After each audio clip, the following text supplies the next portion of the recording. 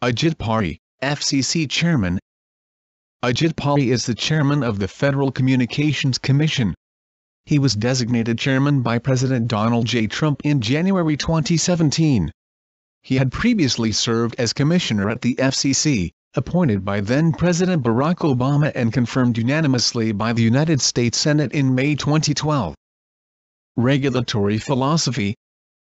Chairman Pai's regulatory philosophy is informed by a few simple principles.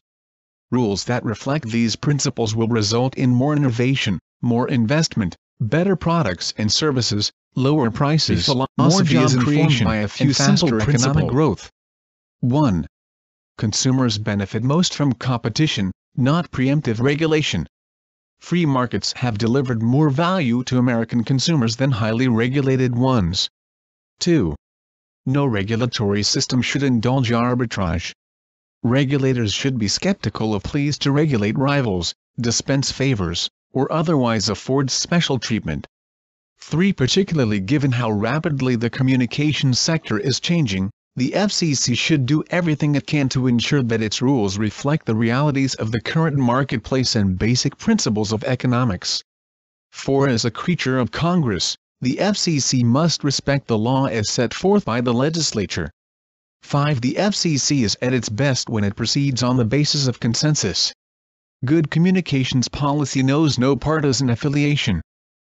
Selected issues. Broadband. Broadband is critical in modern American life. Especially when it comes to innovation, the Internet has leveled the playing field. It's created a phenomenon that Chairman Pai calls the democratization of entrepreneurship. With a good idea and a broadband connection, entrepreneurs anywhere can compete in ways unthinkable a generation ago. Yet too many Americans still don't have broadband. They are left on the other side of the digital divide. Chairman Pai has seen this for himself, from Barrow, Alaska to Fayetteville, West Virginia. That's why he has proposed a comprehensive plan to promote broadband deployment to all Americans.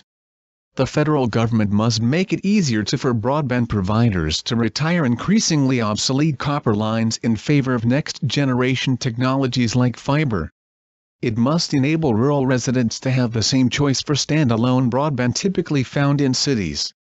It must create a roadmap for state and local governments so that companies that want to compete in the broadband market don't have to jump through unnecessary regulatory hoops in order to lay fiber to consumers. It must promote common-sense policies like dig once and reform pole attachment rules to reduce the costs of building digital networks. It must streamline the process for deploying wireless infrastructure, from big towers to small cells. It must free up more licensed spectrum for use by wireless carriers and more unlicensed spectrum for things like Wi-Fi.